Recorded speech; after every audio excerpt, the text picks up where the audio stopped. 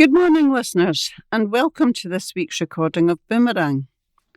Team 6 is with you, and sadly we're depleted this week, but what we lose in numbers, we make up in quality. The team is made up of Heather, Jessica, Margaret, and our engineer, Gordon. The news this week is taken with permission from the West Lothian Courier, dated the 16th of July, 2026. The news will be broken into 4 sections, and we will start with Section 1, General News. This week's lead story is, there's actually 2 lead stories on the front page. First one is, woman had her kidney removed. It was the worst pain I had ever experienced. Brave mum's battle with endometriosis. And the article is by Isla Story.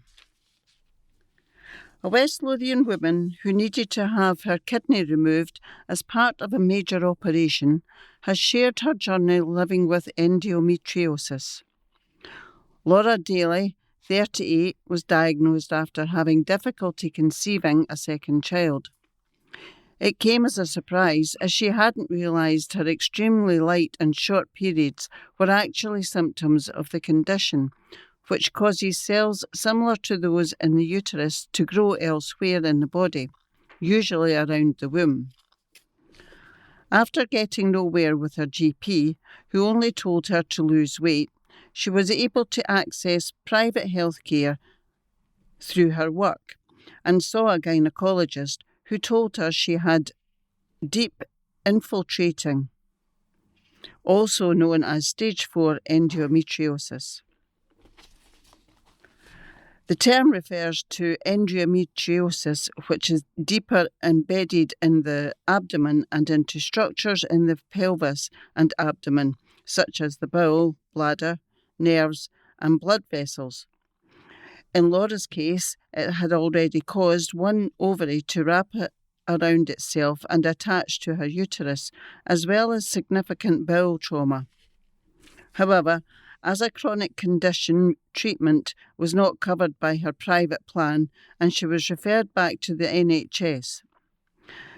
Doctors ruled out surgery at the time due to the dangerous nature of the operation and the possibility of her needing a stoma as a result. Despite beginning to suffer pain and worsening bowel symptoms, she was repeatedly told this was caused by irritable bowel syndrome, IBS, despite never receiving any investigations or a formal diagnosis.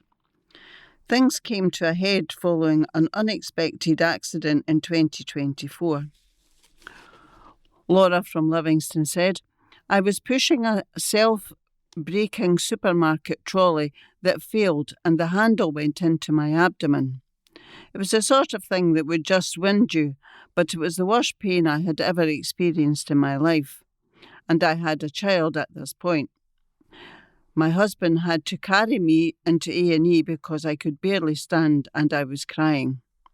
They asked me what my pain level was and I said out of 10, giving birth with only gas and air was 7 out of 10 for me. Despite that, the nurse told me to go home and take painkillers, that it would probably get worse over the next few days, but to see my GP if it wasn't better in a week." Surely they were wondering why someone walking into a trolley was causing such severe pain. That's not normal. Tests later found a cyst in her abdomen at the point where the trolley handle would have struck her. Despite further episodes of extreme pain, Laura put off going back to A&E for fear of being dismissed again. It was only when she was sent for a scan to investigate daily bleeding after being fitted with a coil that the extent of her condition was discovered. She continued, "Thank goodness they sent me in, because I went to that appointment and found out my kidney had failed. The cyst was nearly 20 centimetres big by this point.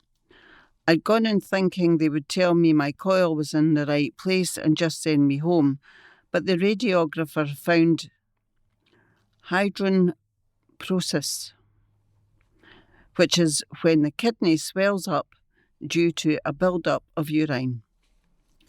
They told me it was too late for that kidney. They also found masses, so I left the hospital terrified, thinking I had cancer. Another visit to A&E followed after she started getting pain on the opposite side of them in the middle of the night.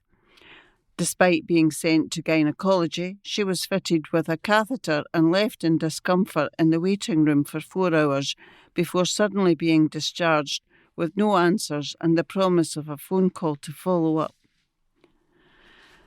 It was at this point she got back in touch with the consultant Dr. Cameron Martin, who practices both in the NHS and privately, and was given an urgent appointment at the Spire Hospital in Edinburgh. He decided that surgery would be required, although it would be a major and complex procedure. Speaking to Edinburgh Live, she said, "He saved my life. If I had waited for the NHS, goodness knows how long it would have been and what could have happened. By the time I had my surgery, my right kidney had endometriosis on it, and there was thinning of the ureter on that side, which is what caused my left kidney to fail. So if I had waited, I might not be here, or I might be on dialysis by now." Laura's operation was carried out at the Royal Infirmary of Edinburgh in June 2025. Due to its complexity and the fact it required 2 surgeons from different specialities, it could not be done at a private hospital. The 20-centimetre cyst, her damaged kidney and all the areas of endometriosis were removed before a total hysterectomy was performed. Something she wasn't expecting was the opportunity to have it filmed for TV, something she agreed to do in order to raise awareness. Filming was being done at NHS Lothian hospitals for the cutting-edge documentary series Surgeons at the Edge of Life, which follows the stories of specialists performing innovative surgeries and their patients. The episode featuring Laura's operation was aired in May this year. She explained, "It was literally 10 days before my surgery, and Cameron phoned me to tell me the BBC were making the programme and asked if they could film my surgery because it's quite unique, particularly the fact I had half of it done laparoscopy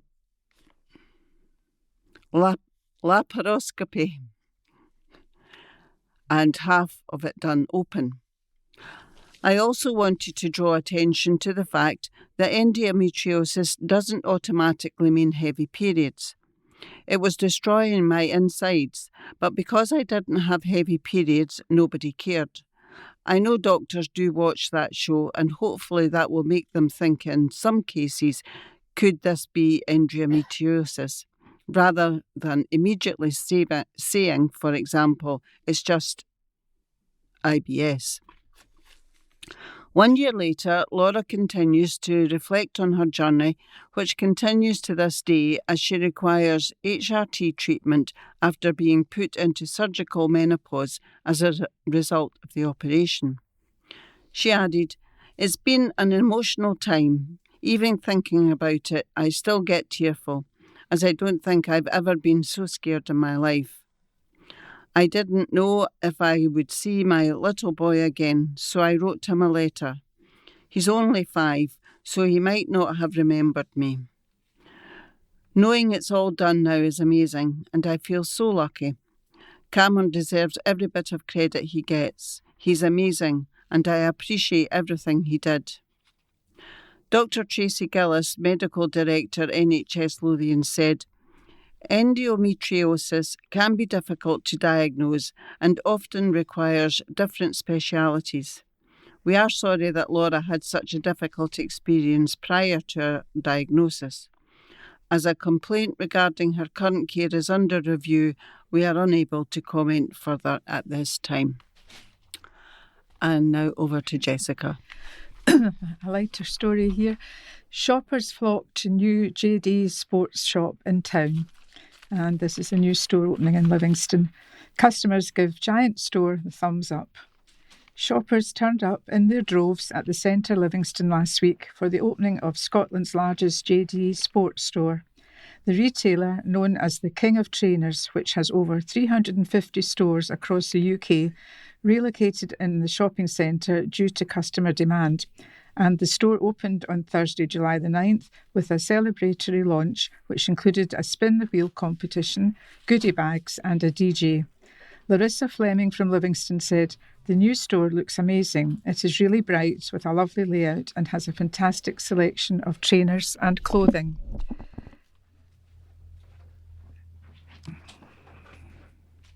I just had to treat myself to a new pair of on-cloud trainers, which I've had my eye on for a while.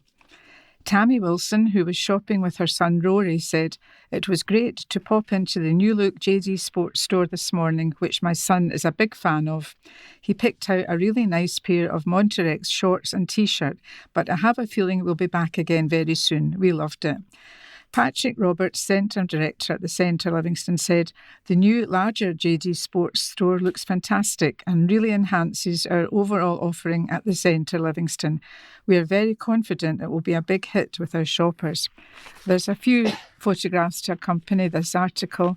The main one is of all the new recruits who are working in the store, all very young, I have to say, and looks very pleased to be working there.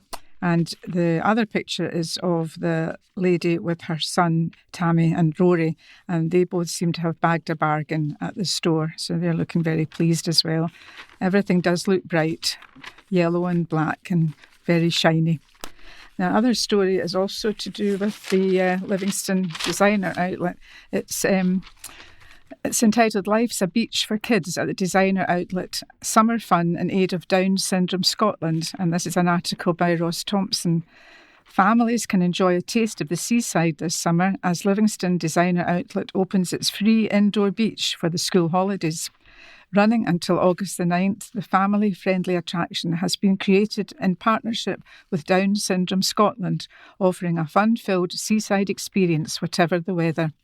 Complete with sand, colourful beach-themed decor and towering flamingos overlooking the space, the indoor beach is free to enjoy and will be open daily from 10 a.m. until 4 p.m. Visitors are also invited to make a small voluntary donation, with all proceeds supporting Down Syndrome Scotland and its work with people with Down syndrome and their families across Scotland. Adding to the summer fun, visitors can also help name the beach's 2 resident flamingos. The public can submit their suggestions via Livingston Designer Outlet's social media channels, with the 2 winning names becoming the flamingos' official names for the summer. Each winner will receive a £100 Livingston Designer Outlet gift card. Michelle Whitelaw, Centre Director at Livingston Designer Outlet, said, "We're delighted to be bringing our indoor beach to Livingston Designer Outlet this summer. The school holidays can be an expensive time for families, so we're pleased to be offering a free attraction where children can enjoy themselves while parents relax and make the most of everything the outlet has to offer. We're also incredibly proud to continue our partnership with Down Syndrome Scotland. Supporting our local community is really important to us, and we hope visitors will enjoy the experience while helping to raise funds for such a fantastic charity." Emma Soanes, CEO of Down Syndrome Scotland, said, "We're delighted to be partnering with Livingston Designer Outlet on this fantastic summer activation. Opportunities like this help create welcoming, inclusive spaces where families can spend quality time together and make lasting memories. We're grateful to Livingston Designer Outlet for choosing to support Down Syndrome Scotland this year. Every donation made by visitors will help us continue providing information, support and opportunities for people with Down syndrome and their families across Scotland, while also helping to raise awareness of the work we do. The indoor beach will remain at Livingston Designer Outlet until August the 9th, giving families plenty of opportunities to enjoy some free summer fun throughout the holidays." And there is a small picture of the Designer Outlet with the installation and 1 or 2 flamingos. There's a huge pink flamingo and one little girl playing and having a lot of fun, playing in the sand, I should say, having lots of fun. And over to Margaret. Mum's council home is damp with mould. Wendy tells council she just wants the place to be livable. An article by Jacob Farr. A West Lothian mum with disability says her council home is riddled with mould and damp, and she is sick and tired. Wendy Redpath, who stays at the cottages in Winchborough, has shared how she has experienced several issues with her home in the past, including rot and woodworm, which were resolved. The 54-year-old has stayed in the property for 26 years with her daughter and is calling on West Lothian Council to make her home livable. She says, "I've been in this house for 26 years. It's my family home. I've lived here since Shannon was born. I don't want a big fancy new house. I just want my home to be livable. I've had to throw out wardrobes, carpets and other furniture because of the mould. I've spent thousands on beds and I can't afford to keep replacing everything. We're getting slaters and all sorts of beasts in the house because of the damp. They keep saying it's the weather, but I'm not having that. We had wood rot and woodworm, which to their credit they sorted out in 2021. And I thought we'd got on top of it, but we're back to square one. My daughter has mould behind her bed, the carpet has gone brown and there's a smell coming from the electrical cupboard. My daughter has asthma. She's had to go to the doctors because of the problems. Problems with her breathing, and the mould can't be helping that. They tell me to keep my wardrobe doors open and to put the heating on while opening the windows. Their excuses are nonsensical. I've even asked if they keep the wardrobe doors open in their own house. It makes me so mad. The council knows I have osteoporosis, fibromyalgia and arthritis. I don't want to be moved out. I just want the house properly fixed."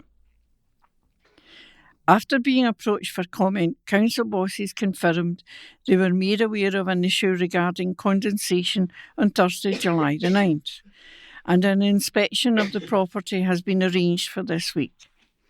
They also confirmed previous issues with the property were addressed both in 2021 and 2024, and no other reports had been made prior to last week. Wendy says she does not want to be moved out of her home and wants the council to carry out their duty as landlords to fix the problems in her home. She adds there's a massive crack in the wall. They still say it's coming from the floors, but I'm worried the house is subsiding. I'm so sick and tired of fighting them. I don't want to move. This is my family home. I just want them to fix the problem. It is just awful. I feel like I'm nothing with the way they treat me. They don't care because it's not their house. All I want is a house that's livable. You can smell the damp and mould as soon as you come into the house. I spent £350 on wooden blinds recently and I'm worried they could be destroyed. Everything in my house is precious, but I don't have the energy or the money to keep replacing things. I need the council to tell me they are going to fix this. A council spokesman said the tenant advised us yesterday that she is experiencing issues with condensation. We have already spoken with the tenant and an inspection has been arranged for next week to assess the issues raised and determine any further actions required. Officers will take the opportunity to discuss any other questions she may have in relation to other aspects of her home. West Lothian Council is committed to providing high-quality council homes for all our tenants. We take reports of damp and mould seriously and investigate every case brought to our attention to identify the cause and take appropriate action. The service is now aware of the tenant's concern and is engaging directly with her. There's photographs. There's one photograph of Wendy saying, "I'm sick and tired." And there's two other photographs of the mould on the wall. And it's saying Wendy's calling on the council to take action. So my next article is NHS Lothian develops lung cancer test. This is an article by Danielle van Rienen, Press Association Scotland.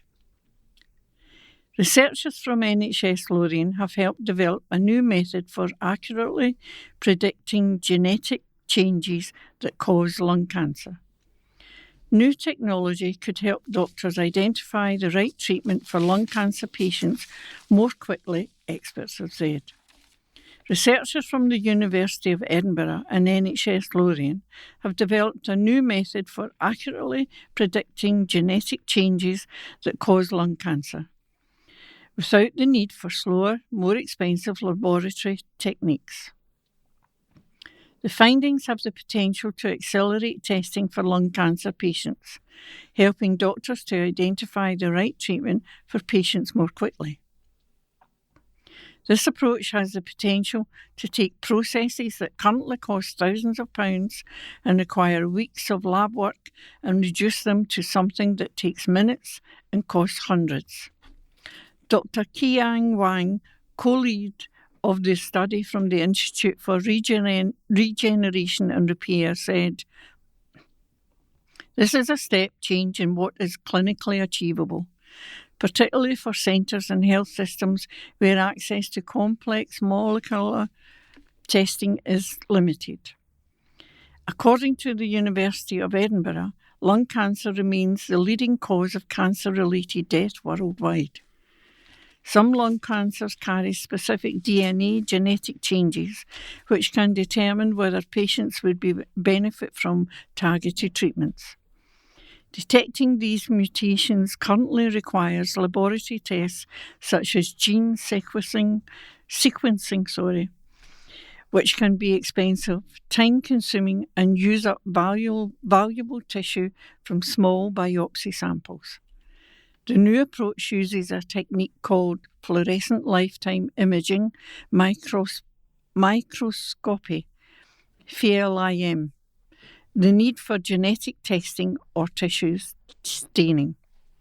The technology captures natural light signals from tissue samples, which are then analysed by artificial intelligence for patterns.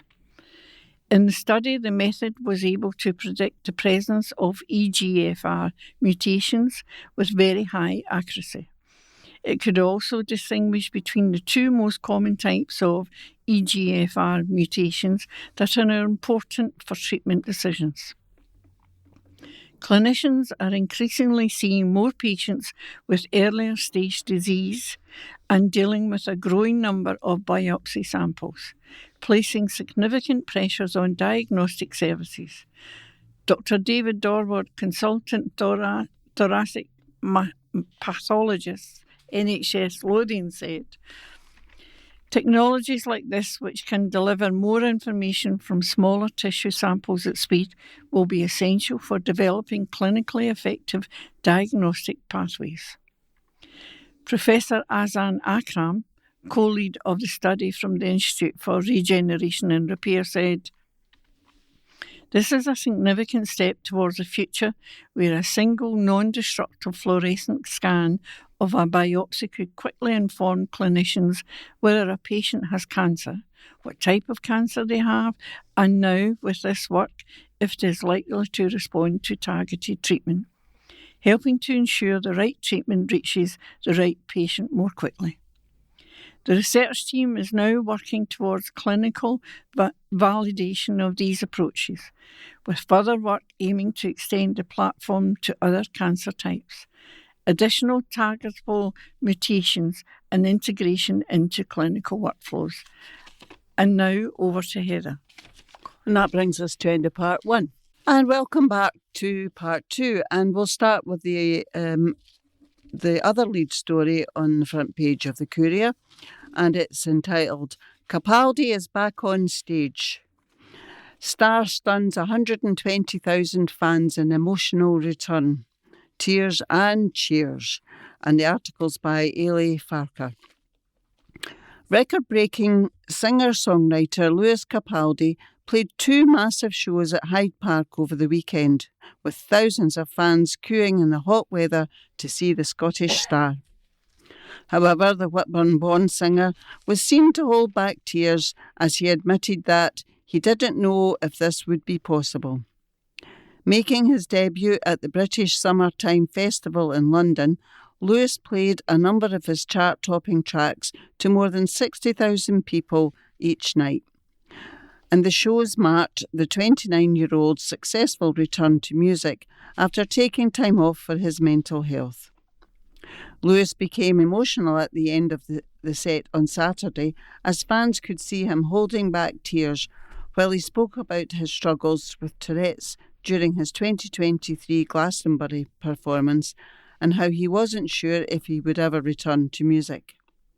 In clips on social media of the star at Hyde Park, Lewis was seen to take a few moments to compose himself before singing his song, The Day That I Die. While sitting at his piano, fans can be heard cheering for the Someone You Loved star. Lewis admitted, I didn't know if this was going to be possible again. So being here is very special for me. Fans have since flooded the comments section of the clips, sharing their love and admiration for the singer. One person wrote, "What an amazing night at BST Hyde Park last night. Watching this real emotion was heartbreaking, but at the same time, very special as you put on an amazing show for all of us in the crowd." While another person expressed, "Go ahead and cry. You should be overwhelmed. It's a phenomenal achievement. We're crying with you. Love you, lad." Fans watched from Hyde Park and through the concert's live link also confessed to being emotional in that moment, with one fan sharing, "I bawled my eyes out when he sang that song." However, while Lewis took a moment to take in how far he has come, he also included his usual banter and comic ramblings throughout the show. At one point, he joked that some of the crowd may leave due to the England versus Norway World Cup match, which was taking place during the concert. He joked, "I'm Scottish, most of you are English. Can't we all live in peace and harmony?" Receiving a mixed reaction from the crowd, he jokingly exclaimed, "No." Fans were also ecstatic to see Lewis bring out singer and friend Sam Fender for a surprise performance of Rein Me In, which is Sam's first #1 hit, which he released with Olivia Dean.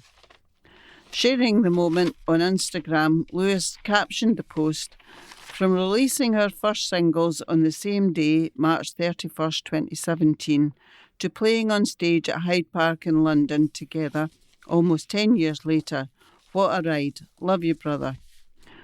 Lewis's Hyde Park debut came just over a year after he returned to Glastonbury stage in 2025, following his hiatus for his mental health. Sharing a tribute post on June the 27th, he wrote, "1 year back in the saddle, and from getting back on stage at Glastonbury to show what a year it's been, celebrating by playing to 70,000 people in Exeter over the next 2 days. Thanks for everything, guys." And the next article is entitled "Return of Erasmus." Livingston MP Gregor Poynton has welcomed the UK Labour government's decision to rejoin the Erasmus Plus programme from 2027.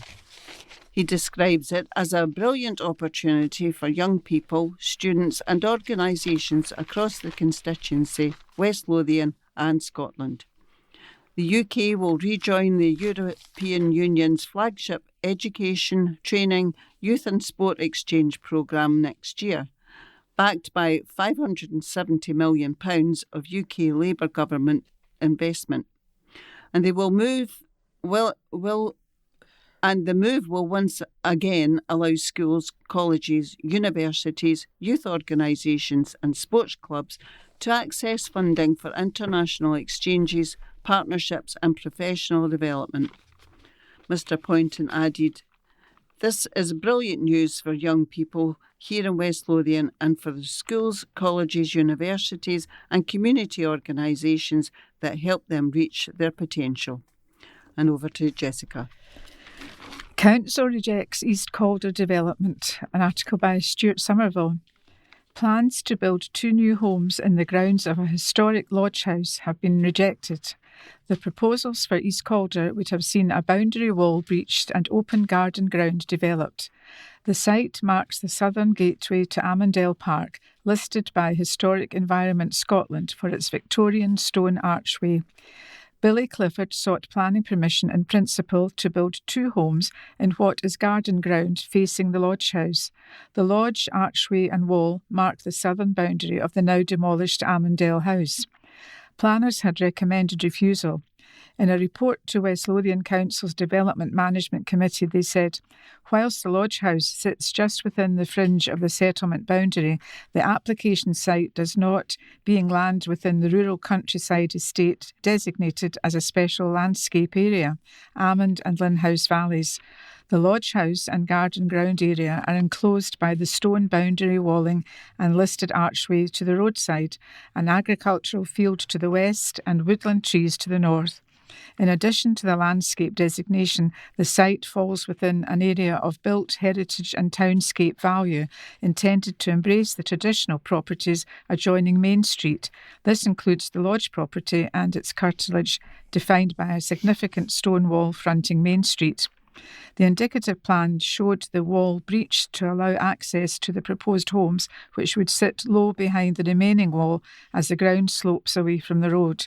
A neighbour objected to the loss of privacy, telling councillors in a letter, "The new house will be directly opposite and will look directly in through the front windows of our house, the rooms in question being the living room and bedroom accommodation of my elderly parents who live with me.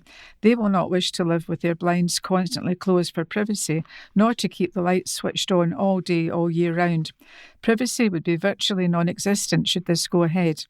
The neighbour also pointed to the disruption and traffic issues which the development would bring. An agent for the applicant said the design kept the buildings at a lower level behind the remaining wall and argued that the housing would not be out of place on a relatively busy main road. Planners argued at this point in the landscape, the land on the northern side of the main street is different in type, character and appearance to that on the southern side. As you traverse along the main route, given the presence of the estate wall, listed archway and lodge house, the public perception of the historic character of the area is one of a more rural nature. The perception of the lodge house and grounds is that it is clearly enclosed and set within a rural landscape. This is distinct and in contrast to an appreciation of the land on the south side, which displays houses that directly front the main street, representing a more urban character for the development. Councillors agreed to support the planner's recommendation for refusal. There's a picture of the lodge house and the stone archway, which looks like the entrance to the park, but yes, it probably wouldn't be very nice. Anyway, another article about housing by Stuart Somerville again. More details needed over housing plan. A housing developer has been given 6 months to firm up proposals to redevelop a site in the centre of Blackburn to provide much needed housing. Planners backed the redevelopment of Ash Grove, but recommended refusal to proposals for building 28 new homes on the site of a former petrol station. Harry Cartmill, the chair of the council's Development Management Committee, urged more time for the council and builder to hammer out better plans and provide more information. Graham Developments Limited applied for planning permission to build 16 flats and 12 homes on the south side of Ash Grove, across the road from the town shopping centre and partnership building.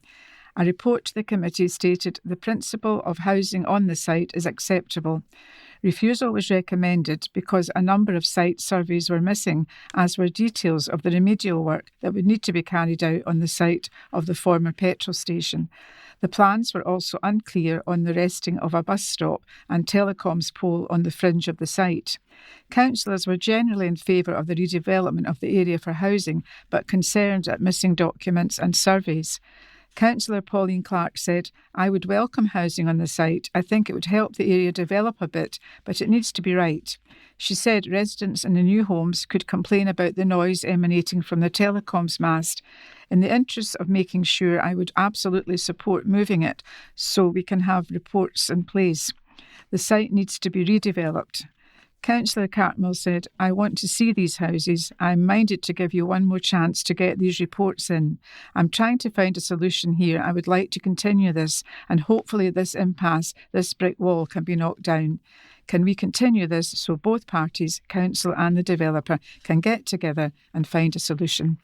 And over to Margaret. West Lothian gyms get funding boost. We've sealed a very exciting $1 million deal. Council agrees to financial backup. It's an article by Stuart Somerville. West Lothian Excite gyms have been guaranteed another year of funding by the council and promise of financial backup. The local authority agreed an annual package of almost $1 million for the Arm's Length Sports Trust for this year.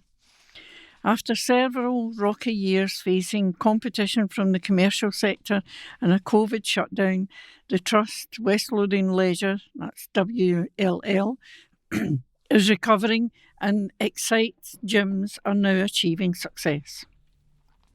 In a report to a recent meeting of the Executive, the Council's decision-making committee, Alistair Black, the Director of Finance, asked the councillors to confirm a guarantee to auditors that the council would back the trust financially. This is known as a letter of comfort. In a report to councillors, Mr Black said, the letter of comfort will state that the council has determined that it will continue to undertake cash flow management with WLL to allow WLL to meet its everyday cash liabilities in respect of the financial year 2026-27, to allow WLL to remain in credit at all times, thus allowing WLL to proceed as a going concern and meet everyday cash liabilities over the financial year. The letter will also note the context surrounding the provision of the letter of comfort, including the requirement of WLL to develop a balanced budget each year and to provide enhanced reporting focused on progress towards financial sustainability, in line with the Council's financial sustainability expectations set out through the budget process. The Executive approved the 2026-27 annual funding agreement for WLL at its meeting on April the 14th, which included core revenue and capital funding for WLL in 2026-27 of £979,000. In March, Assets, WLL's external auditors, had asked that the Council provide a letter of comfort in relation to WLL's 2025-26 audit for the financial year 2026-27 to enable the external auditor to assess the business as a going concern. We revealed recently that Excite gyms have reported a 46% increase in membership over the last 2 years. The surge in memberships reflects the charity's growing success in making physical activity more affordable and accessible for West Lothian residents who need it most.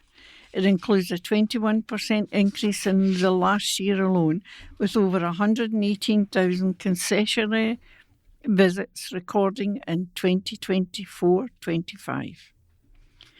The Access Excite scheme provides reduced price opportunities for groups such as older adults, people with disabilities and those on low incomes. Alongside this growth, the charity's latest Impact Report 2024-25 shows West Lothian Leisure received over 2.6 million visits to its venues and generated £20.2 million in attributable social value, a 40% increase on the previous year. West Lothian Leisure is a registered Scottish charity and a community leisure trust, established in 1998 as an arm's length charity to manage the council's sports and leisure facilities. The organisation is dedicated to providing health, fitness, sport and cultural facilities and services to the West Lothian area. The Trust was the largest target of public anger in 2023 when it asked the council for permission to close and sell off 3 swimming pools in Livingston's Howden Park Theatre in a financial reconstruction programme. Livingston's Bubbles Pool and Broxburn Pool closed down and the buildings were quickly damaged by fire. The Livingston site has been cleared and is being redeveloped for housing. The Broxburn site remain on the market. Armadale's Pool was shuttered as negotiations began with the town's football team to take control of the building.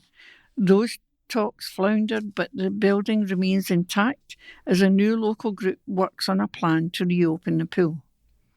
Howden Park Theatre was taken over by the Reconnect Charitable Trust, which also maintains Bathgate's Regal Theatre.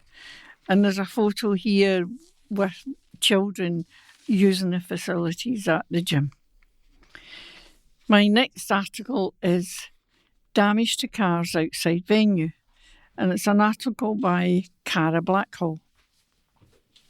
The owners of a West Lothian restaurant have shared a message to customers after cars belonging to staff were allegedly damaged outside the venue. Owners of Hopetoun Bar and Bistro are seeking answers in the hope that those responsible will come forward after 2 staff members were left to deal with the damage of their vehicles. The cars were allegedly crashed into and scratched while the staff were at work. The most recent happened on Friday, July the 10th, on Hopetoun Street, right outside the bar. The owners are seeking CCTV to find answers and admit mistakes happen, but it is a costly mistake. A statement on social media reads, "In the short space of roughly a month, 2 of our staff members' cars have been crashed into and scratched and have been left for them to deal with the damages whilst they have been at work. One happening yesterday on Hopetoun Street, right outside the bar, from a red car between 10 a.m. and 8 p.m, and another in a car park at the top of Hopetoun Street roughly a month ago. Fully aware this post will not stop people doing this, as it happens everywhere, but we are hoping with the decent following we have that this post may reach at least one of the people who's done this and hopefully convince them to do the right thing and come forward. Mistakes happen, and in this instance it is a costly mistake, but none of us here can afford to come out of a shift and be left to pay hundreds of pounds in damages for someone else's actions. We are currently just checking all of our CCTV and CCTV from other businesses on the street to find out who has done this. If it is you that has done this and would like to do the right thing, please pop into the bar or get in contact with us." And there's a photo of the bar and a white car sitting outside. Don't know if it's one of the cars that have been damaged. And over to Hera. Before we finish part 2, I've got a wee article here from the Connect magazine from May 2026, which I hope you find interesting. New audio described Union Canal cruises. Seagull Trust Cruises at Ratho is proud to announce the launch of a new series of audio-described canal cruises developed in partnership with RNIB Scotland. The initiative marks a significant step forward to ensuring that people who are blind or partially sighted can enjoy the beauty, history and tranquility of the Union Canal. The audio-described cruises offer a rich, immersive journey. Over 50 tracks are triggered automatically by GPS and provide vivid, real-time narration that brings the canal environment to life, describing wildlife, historic landmarks, boat movements and the unique sounds and sensations of travelling by water. Stuart Rennie, immediate past chair of Seagull Trust Cruises Ratho branch, said the organisation is committed to removing barriers to participation. Our mission has always been to offer free therapeutic cruises for people who need them most. Working with RNIB Scotland allows us to extend that mission even further. these audio-described cruises open up the canal in a new way, ensuring that passengers are not restricted to their seats and are able to enjoy the open foredeck while still listening to the commentary on the wireless headsets. RNIB Scotland has supported the project with specialist guidance to ensure the narration meets the needs of blind and partially sighted passengers. Jane Coates, Senior Social Action Community Manager, RNIB Scotland, welcomed the collaboration. Accessible leisure opportunities are vital for well-being and social inclusion. We're delighted to work with Seagull Trust Cruises to create an experience that is not only enjoyable but genuinely empowering. The cruises will run on selected dates throughout the season from Brathel Base, with advance booking recommended. As with Seagull Trust Cruises outings, the audio-described cruises are completely free of charge, supported by volunteers and charitable donations. The partnership reflects a shared commitment to accessibility, community, and a belief that Scotland's natural and cultural heritage should be open to all. For information and bookings, please contact 07511 055 081 or email rathelbookings@seagulltrustcruises.org.uk. And I hope you find that useful and are maybe able to take part in that over the summer. And that's the end of part 2. And welcome back to part 3, and we'll start with the quiz. And remember to listen in at the start of part 4 for the answers. So, question 1. The remains of the Mary Rose warship are on display in which English city? A. Portsmouth, B. Bristol, C. London. Question 2. Who was the King of the United Kingdom from 1936 to 1952? A. George VI, B. Edward VIII, or C. George V. Question 3. What is the capital and chief port of Jamaica? A. Bridgetown, B. Kingston, C. Port of Spain. Question 4. With which British daytime television game show is Dictionary Corner associated? A. Countdown, B. Pointless, C. Deal or No Deal. Question 5. What in 1642 was the first major battle of the English Civil War? A. Naseby, B. Edgehill, or C. Marston Moor. And finally, question 6. Springfield is the capital of which American state? A. Michigan, B. Illinois, C. Missouri. And now back to general news. Tragedy of Lisbon Maru overlooked in the fog of war. MP hosts viewing of moving documentary, and the articles by the staff reporter. On Monday evening, Bathgate and Linlithgow MP Kirsten Sullivan hosted a special parliamentary screening of The Sinking of the Lisbon Maru, a deeply moving and powerful documentary that tells the story of an overlooked tragedy from the Second World War. In October 1942, the Lisbon Maru, a Japanese freighter carrying over 1,800 British prisoners of war, including 373 Royal Scots, was torpedoed off the coast of China. Guards aboard the ship trapped the POWs to effectively drown them and shot at escapees. Nearby, Chinese fishermen saw the sinking ship, sailed out to save the POWs and prevent further drownings. The tragedy claimed the lives of hundreds of British servicemen and is still relatively unknown. The families met with many MPs, including Miss Sullivan, Minister Kirsty McNeill, Joanna Baxter MP, and others for a memorial photograph underneath Westminster Hall memorial window. Sarah Champion MP, whose grandfather was one of the men who died during the tragedy, also attended. The window enshrines the crests and emblems of many who died in the Second World War, including men who died in the tragedy.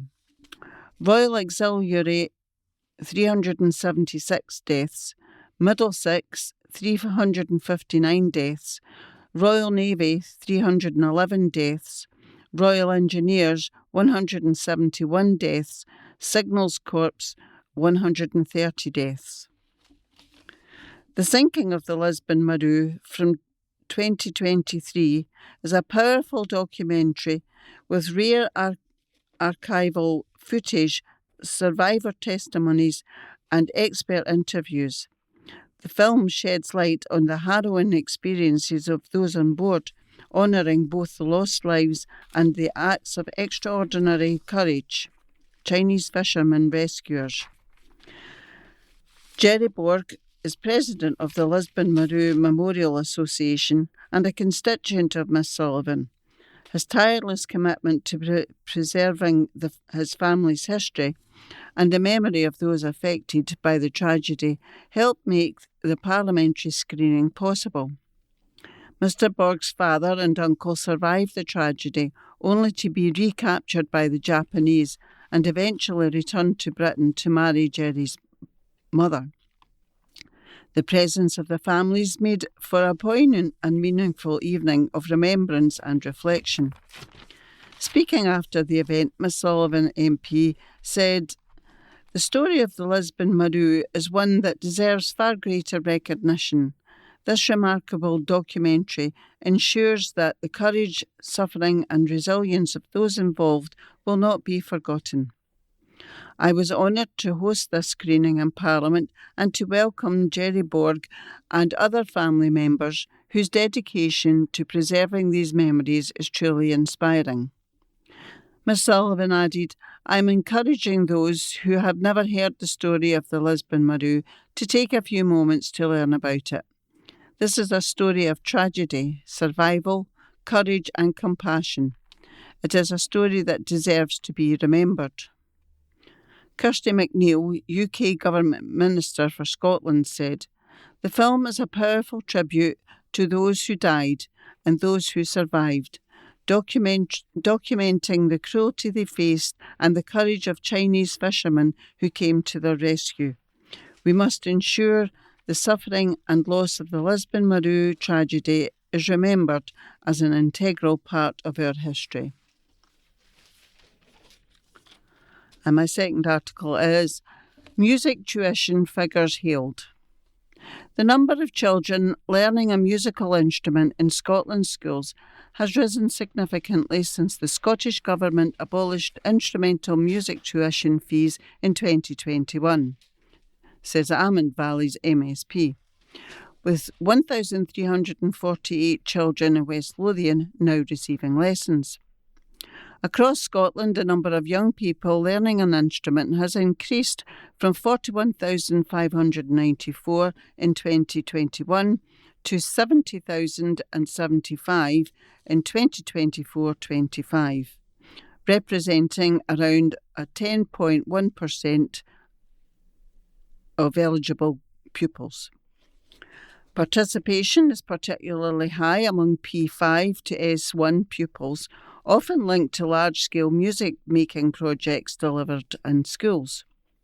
Research has also highlighted the wider benefits of music education, with many young people reporting that learning an instrument has helped improve their confidence, supported their mental well-being, and helped them manage social anxiety. Music departments were frequently described by pupils as a safe space where they felt supported and valued within the school.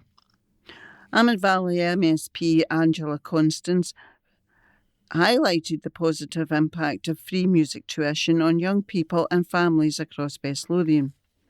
She said, "It is fantastic to see that 1,348 children in West Lothian are now learning a musical instrument thanks to the Scottish Government's commitment to free instrumental music tuition.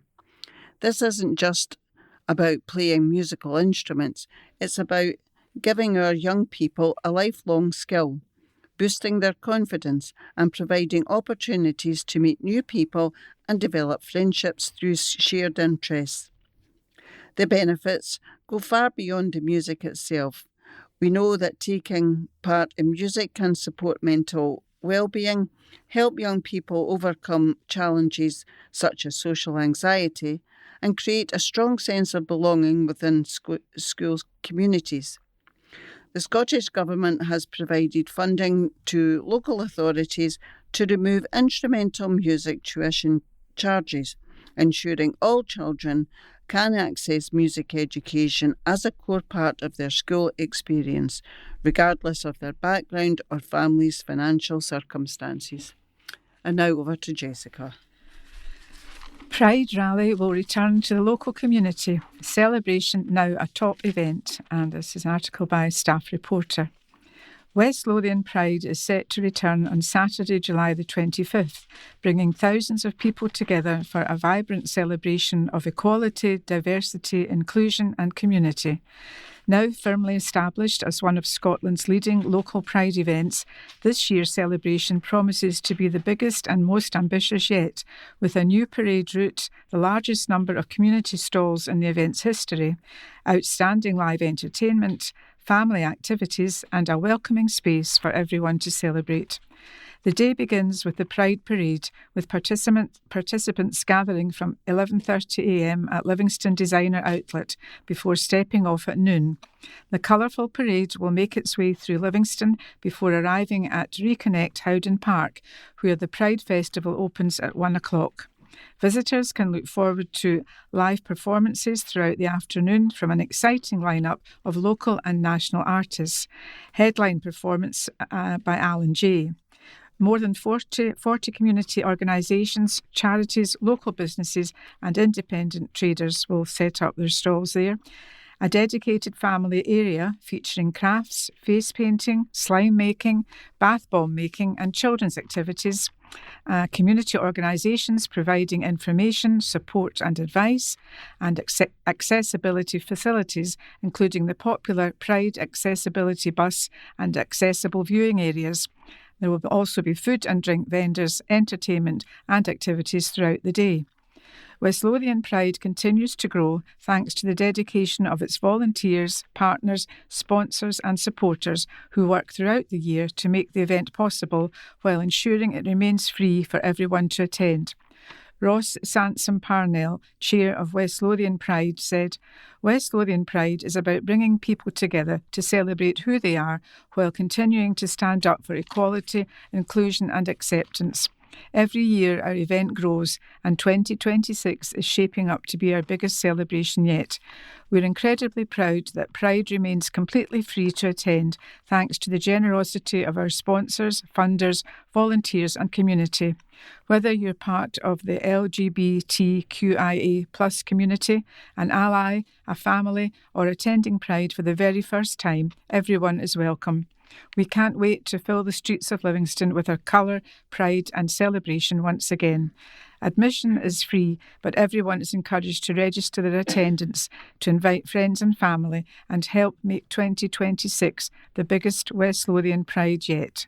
For full event information, accessibility details, entertainment, schedules and FAQs, visit www.westlothianpride.org.uk. There's a small photograph to accompany the article. It looks as if it's a previous Pride parade. All sorts of people there, adults, children, dogs, people in wheelchairs and all looking to have a good time, and most of them wearing the rainbow-coloured Pride outfits or accessories. Even the dog's got a nice bow tie in the rainbow colour. And the next article that I have is new store is set to open in Whitburn. Tesco welcomes customers, again by a staff reporter. Tesco opened its first new superstore in Scotland since 2014 on Thursday, July the 16th, as the retailer welcomed customers to its new site in Whitburn. The new Tesco superstore opened its doors at 8 a.m. in the Heartlands area of the town, offering local residents a convenient place to shop for groceries, everyday essentials, F&F clothing and lunchtime meal deals. And the opening marks a significant milestone for Tesco in Scotland and represents a major investment in the local area, creating more than 80 jobs and bringing a new 7-a-day-week shopping destination to Whitburn. The store will be open from 7 a.m. to 10 p.m. Monday to Saturday and from 8 a.m. to 10 p.m. on Sundays. It will also be home to an in-store bakery where fresh goods are baked on site, an F&F clothing range and a Timpson's key cutting service available to customers. To mark the opening, colleagues welcomed shoppers with balloons, treats and giveaways before the official ribbon cutting ceremony. The store has been designed with sustainability in mind, with 350 solar photovoltaic panels installed on the roof to help generate energy for the site. And the newly opened superstore includes 30,550 square feet of retail space and will feature the latest technology in refrigeration and ventilation, ensuring all produce remains fresh and frozen where needed. To coincide with the opening, the store has donated funds to Croftmalloch School and the club in Whitburn, an after-school club and nursery, and each will receive £500 to support supplies for its outdoor spaces or enhance learning. Tracy Reddington, manager at the club in Whitburn, said, "We are incredibly grateful for this generous donation to our after-school club. The funding will help us purchase new outdoor resources and equipment, giving the children more opportunities to be active, explore and learn through play within our community green spaces. Tesco's support will make a real difference to the experiences we can offer, and we sincerely appreciate the kindness." Stephanie Barber, store manager at Tesco Whitburn, said, "We are thrilled to open our doors and serve the people of Whitburn. This is Tesco's first new superstore in Scotland in more than a decade, so it's a really proud moment for our team and for everyone who has helped bring the store to life. Customers will find our shelves stocked with a wide range of everyday essentials, including fresh produce, baked goods, healthcare items, and of course everyone's favourite meal deal. As someone who has worked across Tesco in Edinburgh and the east of Scotland for many years, I'm pleased to be leading such a fantastic local team, and we're all looking forward to welcoming our new customers over the coming weeks. The new store will be part of Tesco's Fruit and Veg Grant Scheme, which invites local schools and community groups to apply for funding that supports the health and well-being of children. Through the scheme, 3 local projects are voted on by customers in store every 3 months using their blue tokens, with first place awarded up to £1,500, second place up to £1,000 and third place up to £500. The new Tesco Superstore will also participate in the Community Food Connection Scheme, which redistributes surplus food from Tesco stores to charities and community groups every day.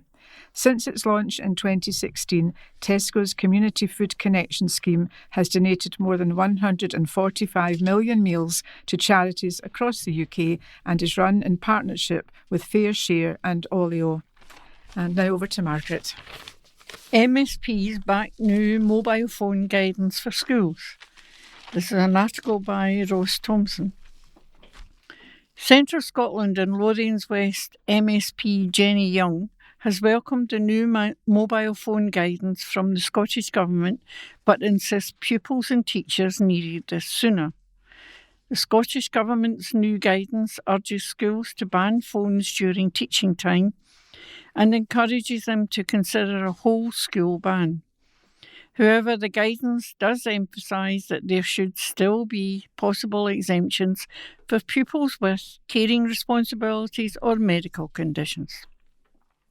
The Scottish Government will launch a consultation early in the new academic term on legislation to restrict the use of phones in all of Scotland's schools. Young, pictured, who previously taught French and Spanish in West Lothian secondary schools, said the guidance states the obvious and insists action should have been taken earlier. The Labour MSP said, "I welcome this step forward in making our classrooms free from mobile phones, but the reality is pupils and teachers needed action from the government sooner." The Scottish Government's guidance states the obvious and just reiterates what many teachers, parents and young people have been saying for years. Less than a year ago, the SNP government claimed that a ban couldn't be done, but now it seems they're finally realised just how disruptive mobile phones are and that something must be done. The upcoming consultation must include the views of the school staff, parents and pupils, and crucially, it must be done without piling more onto the ever-increasing workload of teachers.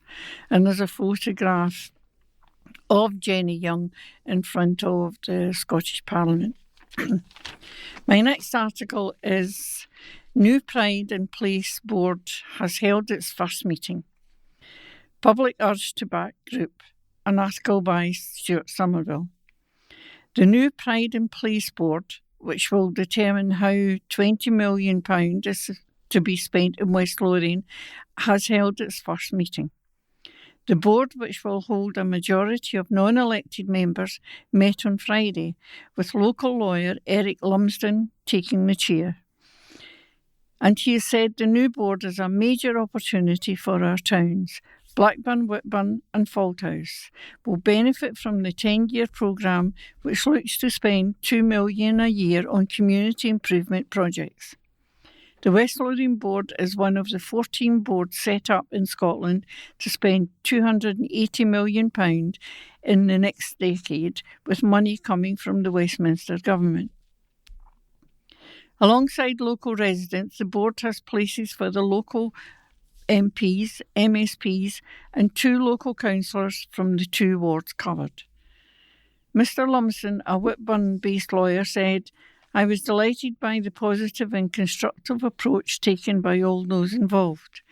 We have brought together representatives from a range of backgrounds and organisations, all committed to securing the best outcomes for Blackburn, Falthouse and Whitburn through this significant investment programme."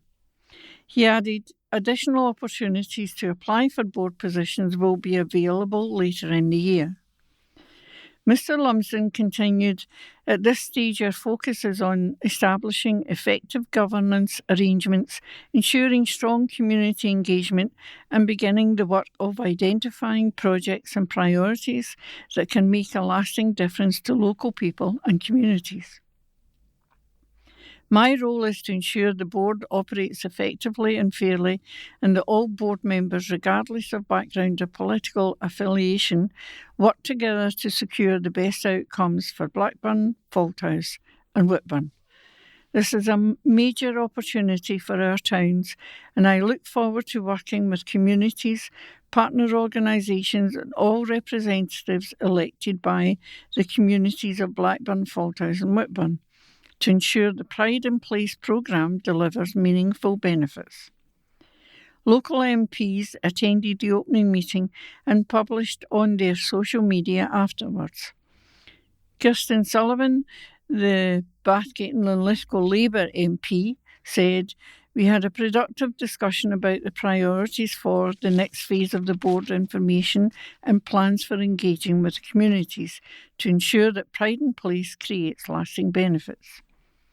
Livingston's Labour MP Gregor Poynton urged people to support the board and get involved. He said, "One of the first decisions the board has taken is to begin recruiting 9 additional board members, with around 3 of those places expected to be for people from Falthouse. At the moment, the board is still finalising the formal application process, so applications are not yet open. This is a real opportunity to help shape the future of Falthouse." Mr Poynton added, "If you've already registered your interest with me after receiving my letter, thank you. My office is building a mailing list and we'll contact everyone directly as soon as the board confirms how applications will be received." And there's a photograph of Eric Lum's in the chair, and backing the project is Kirsten Sullivan, MP. And over to Hera. And that brings us to the end of part 3. And welcome back to part 4, and we're going to start with the answers to the pub quiz. Question 1. The remains of the Mary Rose worship are on display in which English city? And the answer was A, Portsmouth. Question 2. Who was the King of the United Kingdom from 1936 to 1952? And the answer was A, George VI. Question 3. What is the capital and chief port of Jamaica? The answer is B, Kingston. Question 4. With which British daytime television game show is Dictionary Corner associated? The answer is A, Countdown. Question 5. What in 1642 was the first major battle of the English Civil War? The answer was B, Edge Hill. And question 6. Springfield is the capital of which American state? The answer is B, Illinois. I hope you did well with all those fun questions. And now back to the articles. And plenty of fun for kids. An article by staff reporter. Dobie's Livingston store is inviting young gardeners to discover the sunny and shady side of the garden at its free Little Seedlings Club this August. Taking place on Sunday, August the 2nd, the Summer Sun versus Shade workshop will give children the chance to learn which plants thrive in different conditions through fun, hands-on activities. August Little Seedlings Club at the Livingston store will give children the chance to discover why plants need sunlight to survive and grow, and how light becomes food.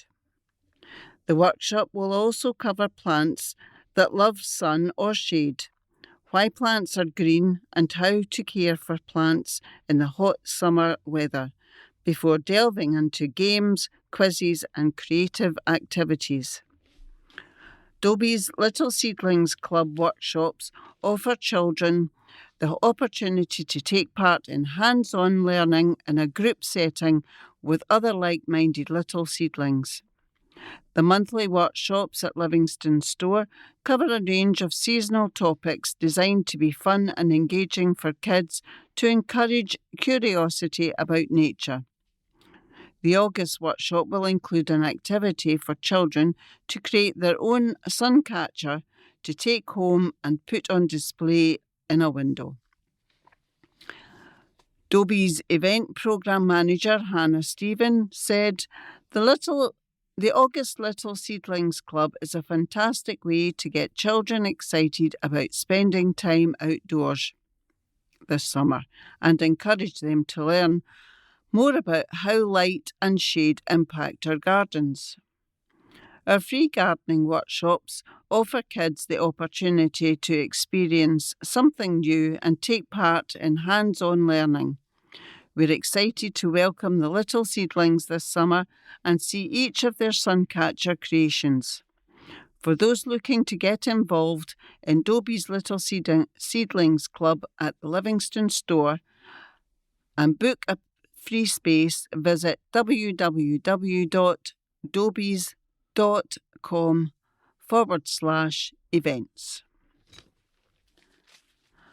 And my second article is Support for Work.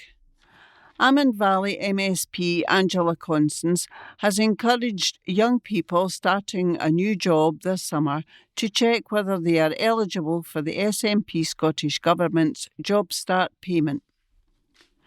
New figures show that 170 young people in West Lothian have benefited from the Job Start payment since it was introduced, with a total of £53,756 paid out to help cover the costs of starting work. Delivered by Social Security Scotland, the payment of more than £330 helps with essential costs such as work clothes, travel, tools and childcare. It is available to eligible young people who have been out of work and receiving certain benefits for at least 6 months, and it does not need to be repaid. Care leavers aged between 16 and 25 can also apply if they are out of work, receiving a qualifying benefit and have a confirmed job offer. Ms. Constance said, "We need to do all we can to help young people into work and give them the best possible start. The Job Start payment does exactly that by removing some of the financial barriers that can come with starting a new job. It's welcome that 170 young people across West Lothian have already received £53,756 through the Job Start payment, helping them take their first steps into employment with greater confidence. I'd encourage any eligible young person in West Lothian who is starting a new job this summer to check whether they can benefit from this support." Now over to Jessica. An article here by Stuart Somerville about allotments. The good life has never been more attractive to the green-fingered in West Lothian, and demand for allotment space is growing. While the TV show is more than 50 years old, the grow your own idea, which first took root in the 70s, has bloomed.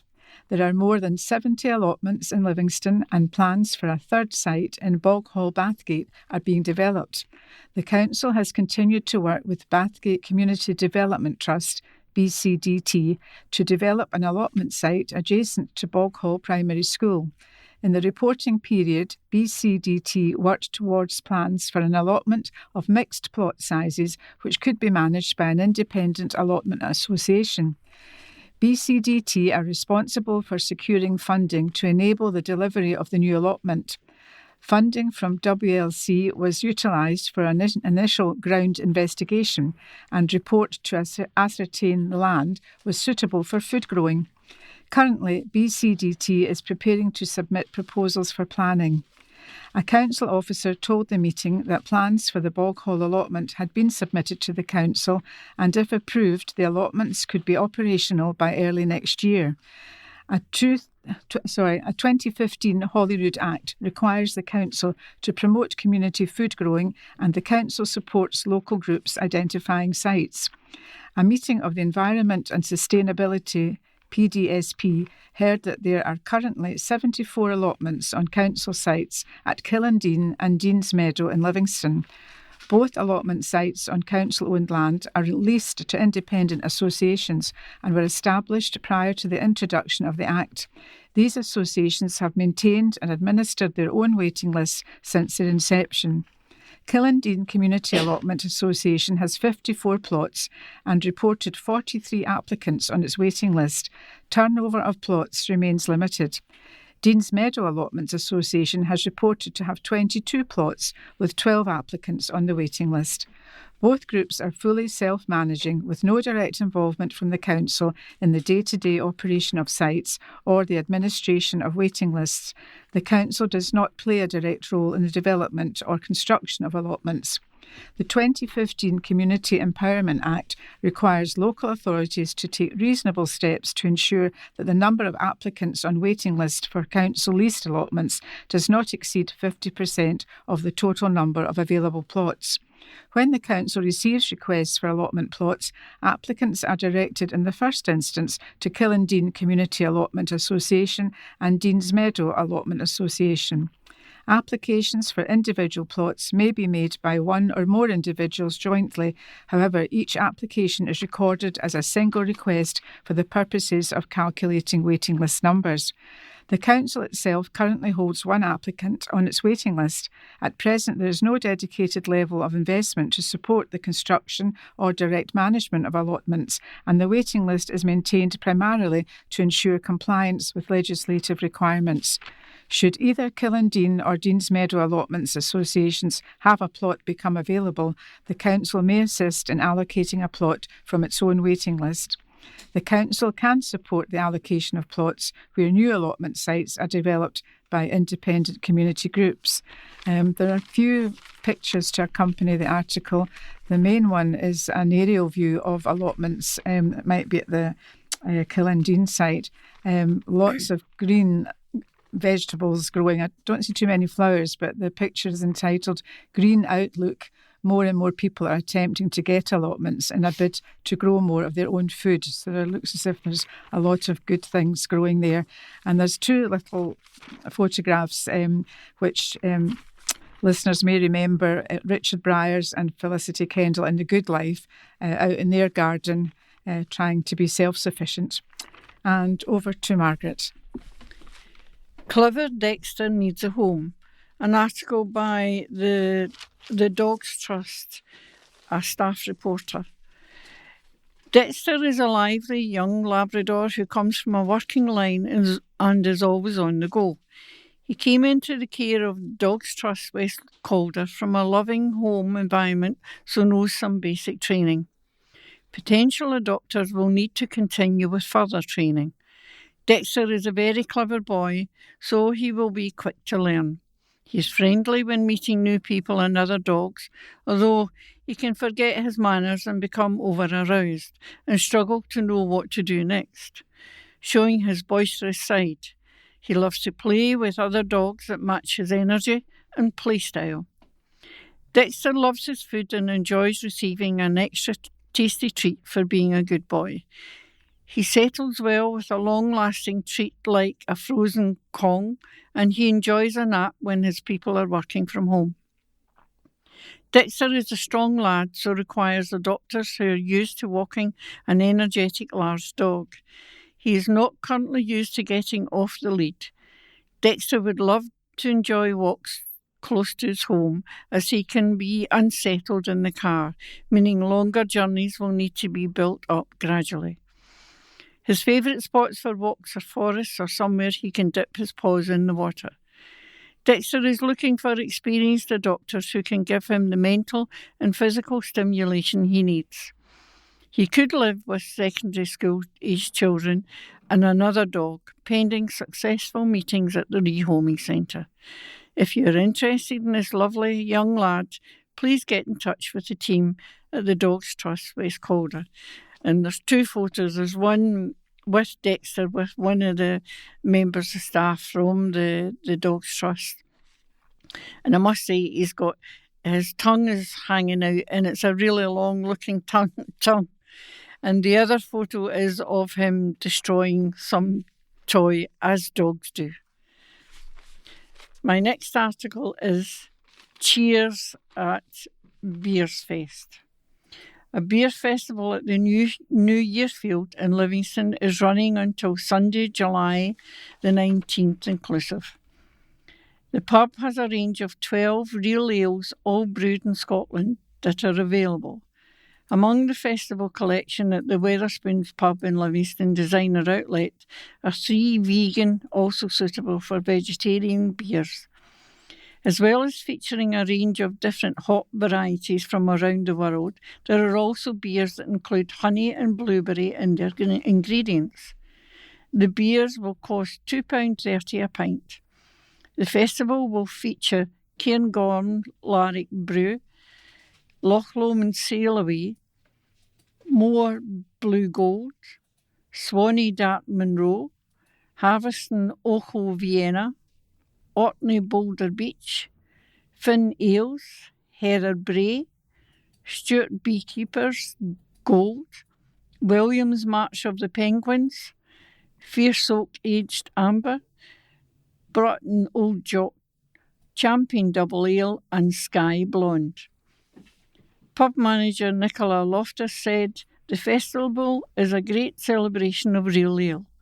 It will allow us to showcase a selection of superb beers, all brewed in Scotland, featuring many beers not previously available to our customers in the pub. 3/3 of a pint tasters will also be available for the price of a pint. Tasting notes on all of the beers will be available in the pub. A digital version will also be available on Wetherspoon's app and website." And over to Heather. Hunters excited to join expanding firm. Linlithgow Company are purchased by Kerr's Tyre Group, and the article is by Ross Thompson. Farmer Auto Care, part of Kerr's Tyre Group, has acquired Hunters of Linlithgow, marking the first milestone in its plan to expand across Scotland.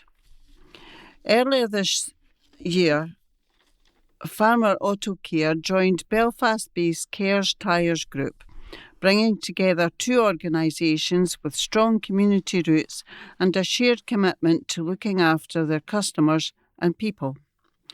Hunters at Linlithgow will join 21 Farmer Auto Care centres across Scotland.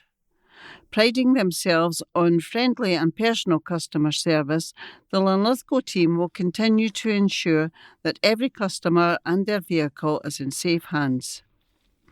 Hunters was founded in 1943, and 8 decades later it has 20 professionals working to the highest motor industry standards and offering a range of bespoke diagnostic services. This passionate team will continue to be led by General Manager Alistair Bailey. Kerr's Tyre Group was funded in 2002 by Norman Kerr in Antrim and has grown to be a trusted business with 53 points of sale, a large commercial tyre business and a successful tyre distribution group. The retail business has a strong customer service focus, providing tyre services, maintenance and repairs.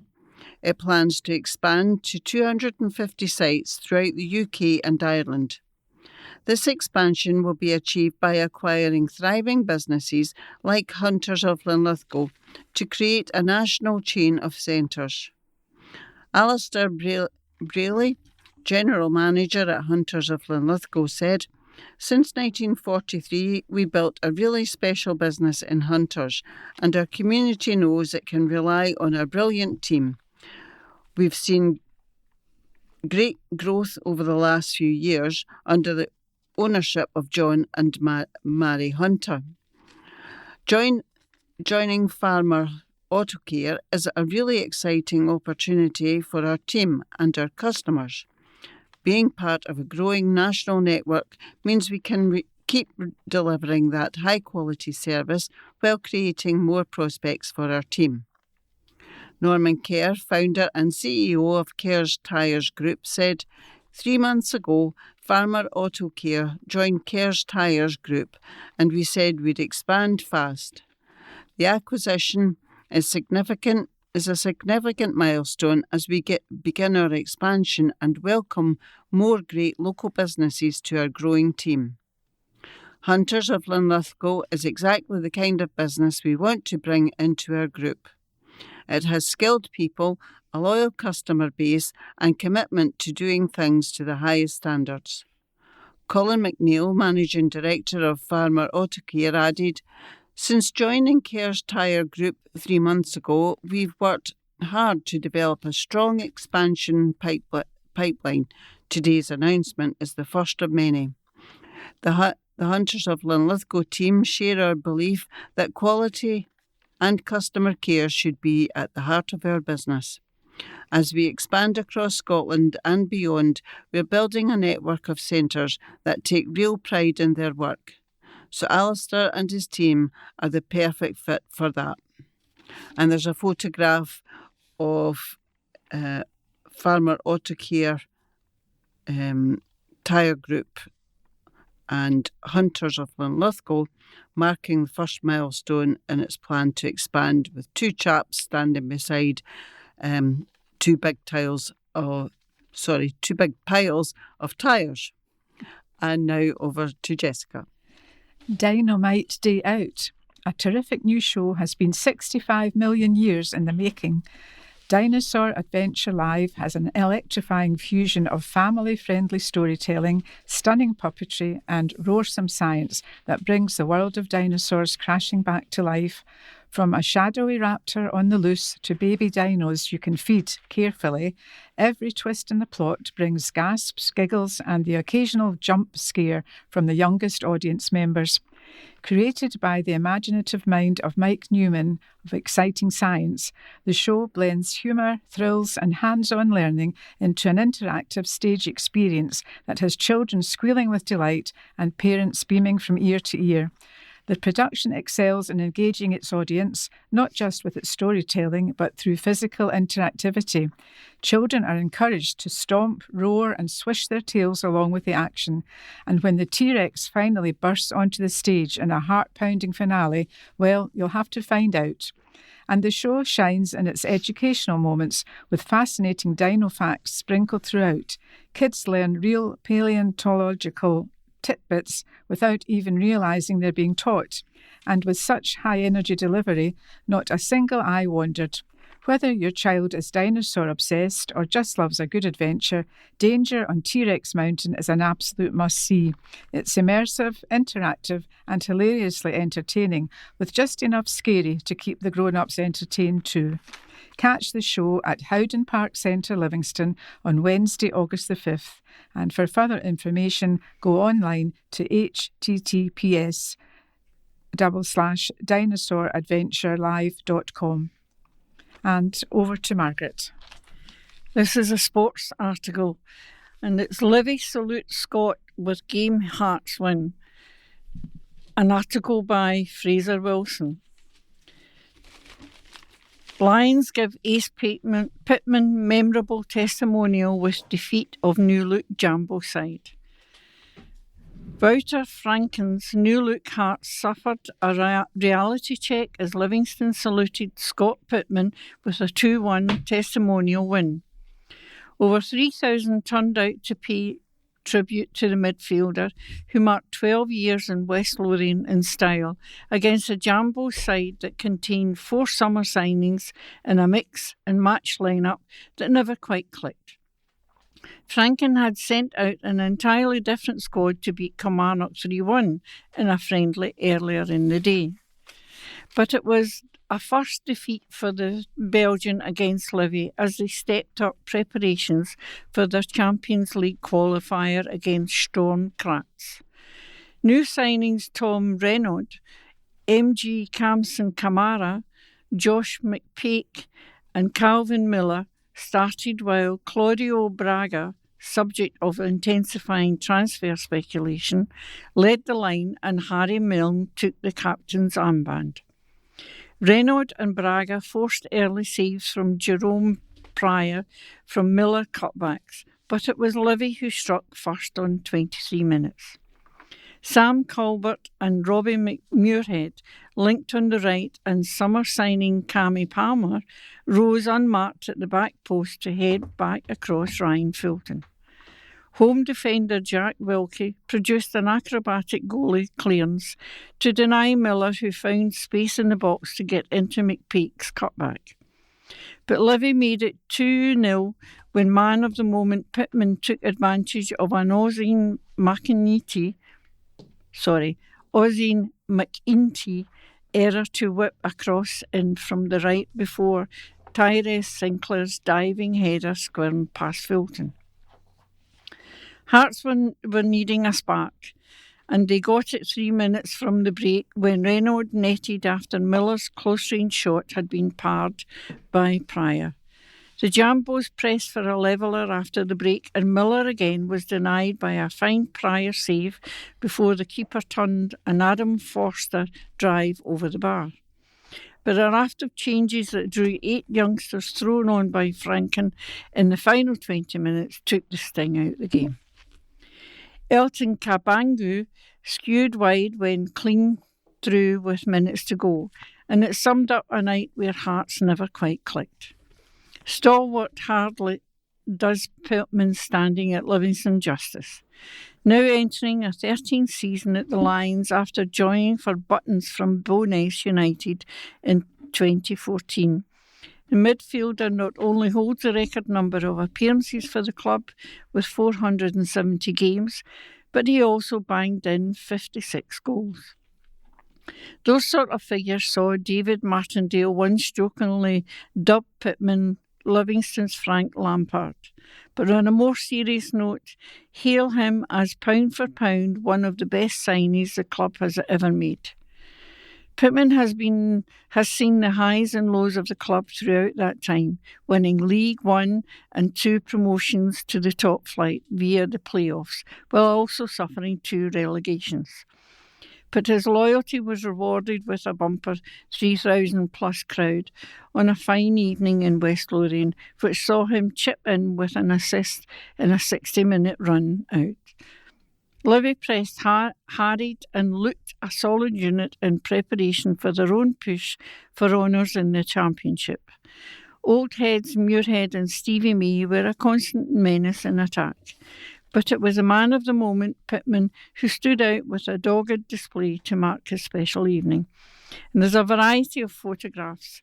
It starts off with First Blood, Cammy Palmer opening the score. That's a photo of the Cammy Palmer.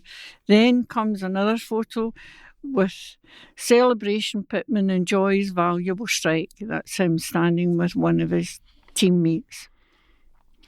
And then attacking Livy worked hard to add a second. That was a Hearts player and a Livingston player on the ball. There's also a photo of the crowd that came, the over 3,000 people that came. And then popular midfield ace was awed by the crowd's appreciation. Yeah, the Pittman standing is looking a bit overawed. And then another photo, determined Palmer made Premier high flyer suffer. That was a scene from an attempted goal. And the last one is grateful star Pittman thanked well-wishers, is standing speaking into a microphone. And over to Heather. And that brings us to the end of part 4 and this week's recording. We hope you have enjoyed this. It's been a bit scrappy for us and a few laughs going along the way, but we got there in the end. Can I remind you that when you finish listening to the recording, that you put the USB stick back in the wallet, reverse the label so the right-hand corner is at the top right-hand side, and post it back to us in a post box as soon as possible. So it's goodbye from the members of Team 6. That's our engineer Gordon, our readers Jessica, Margaret and myself, Heather. Until our next recording, goodbye.